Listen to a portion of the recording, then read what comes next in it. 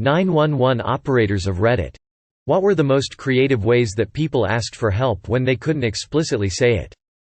I read a story once about a woman and her child who were kidnapped, and she managed to call 911 while in the car with the kidnappers.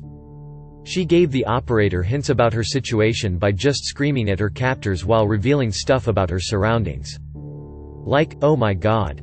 Where are you taking me? We just passed I-49. Are we going north?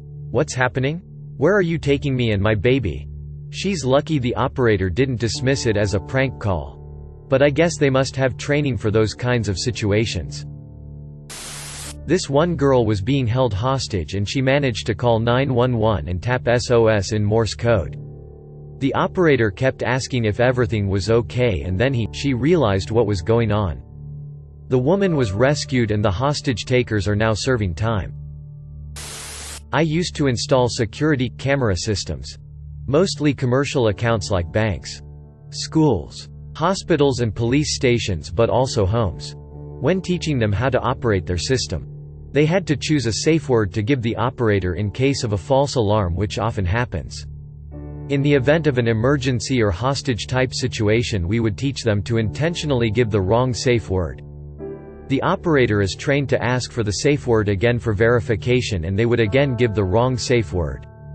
The operator would then say something like, "Thank you very much Mr. or Mrs. X," and hang up and then immediately dispatch the police.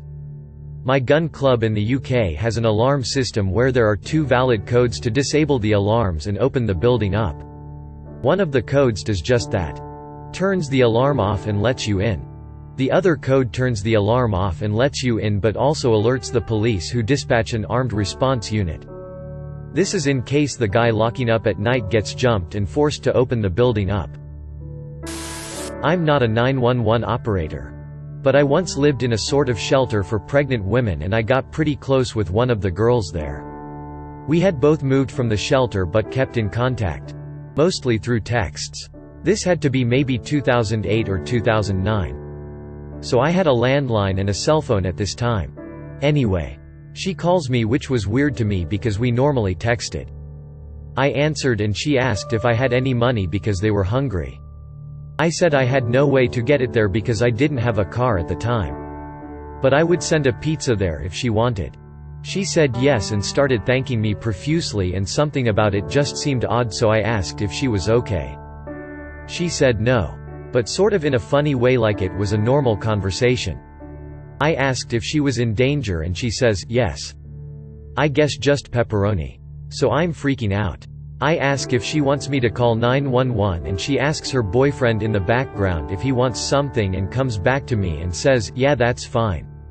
So I'm still freaking out and saying, I'm calling 911, are you sure that's what you want? And she just says yes and keeps talking like we're just having a normal conversation. Luckily, people commonly still had landlines, so I had 911 on the landline and her on my cell phone, and I had to keep going back and forth. Apparently her man had cut her with a knife, held a loaded gun to her head, and was essentially just losing his shish. She calmed him down enough to get him to let her call me so she could try to get money for whatever. She was so smart to ask me the way she did. I think about her often, but we fell out of touch after his trial. I still think about you, Heidi. Super smart on her end. And good on you for recognizing the situation and getting her the help she needed. As a 911 dispatcher for over 30 years now, I can say so many of you are misinformed. In 30 years I've had one person try to order pizza. This is by no means something they tell you to expect. You have to pray the dispatcher you get thinks to ask if you realize you called 911 and then asks yes or no questions. I've been mom a couple times. However, in numerous small towns and counties, you will have people answering with little to no training.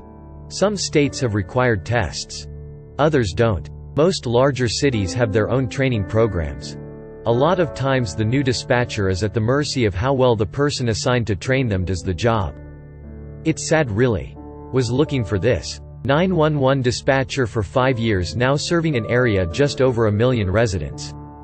This thread is full of people saying they've heard or read something somewhere, and in my time as a dispatcher, taking approximately 50,000 calls, I have never once gotten the pizza thing. Typically it's a text to 911 in situations that wouldn't make a voice call possible, but if they do call they tend to be evasive, vague, or leave an open line after giving us a address, if we even get that. I really wish the whole pizza idea would go away as a story the public pushes. Not an operator. But I worked at Domino's for a while and had an interesting experience. The customer ordered online. And ordered 10 Cokes and nothing else. It shows on the make line. But in bright red saying, "No makeable items on this order." Just to let you know it actually came through. I checked the delivery tag. And there were driver notes saying to call the police. He has dogs and guns. Naturally. I called. And they sent someone out. But to call the officer if we heard anything else. A couple hours go by. And we got the exact same order. For the same address. But a different name and callback number. We called the officer. Who told us he would check it out again. But unfortunately. I don't know what happened. But after the second order. We all started thinking it was some kind of prank. Wow. At first I thought this had something to do with that Tumblr post where the guy bought like 7 Cokes as a joke. And apparently there have been cases where this has happened and there was a legit situation. But the fact there was a second offer honestly makes this seem more prankish. Back in the day, one that got me was a mom calling a mom, making sure their son could spend the night because she and the husband were having a date night. I could hear him feed her what to say, "We're going out to eat and then a late movie and won't be home until late. He has everything for school," and so on. It was 8 p.m. on a Tuesday and they both worked, smaller town. Frequent problems, so it all sounded like BS. Her face was bruised everywhere. This ended up being his third domestic conviction and he spent 5 years in prison. There is no 100%. The best would be to text someone and have them call us. But that isn't always possible either. Sometimes dialing and just lay the phone down so we can hear. Then try to say what's going on. Why are you hitting me? Why do you want to kill me? Trust me, we listen to an open line like it's an FBI wiretap. If it's a landline, we will get an address. If it's a cell phone, you are at the mercy of how well your cell phone provider pinpoints your GPS location. Cell phones with no active service and only call 911 are less accurate than one with service. If at all possible, try to give hints to your location. You said it would be better when we moved to ABC Street. Call the other parent by name. Pull the mad mama first, middle, last thing. Sometimes we are familiar with the person. And JNOW where to look. Anything at all helps. Why we are listening, we are doing searches on anything we hear that is identifiable. Have officers driving the general location it pinged to. We try our very best to find you. My question though. If you're in a situation where you are afraid of being discovered calling for help, why would the danger element allow you to use a phone at all to call for pizza or a taxi? It's mainly used in domestic abuse situations, I think. If the abuser doesn't know better, then they will think you're just ordering a pizza for lunch or something. Definitely this. The abuser is in the home or monitoring them closely. Saying that, "Hey, let's order a pizza," is a good way to distract the person and give out your address to 911.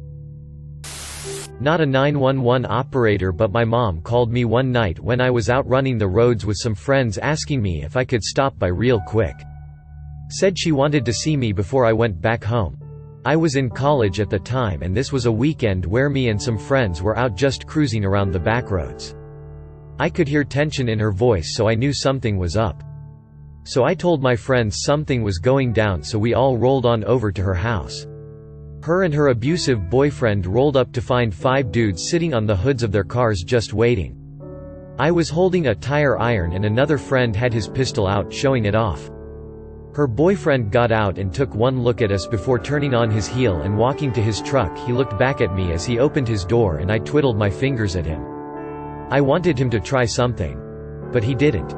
He got in his truck and hauled I out of there driving like a maniac. That was the last time he showed his face around there and the last time my mom ever saw him.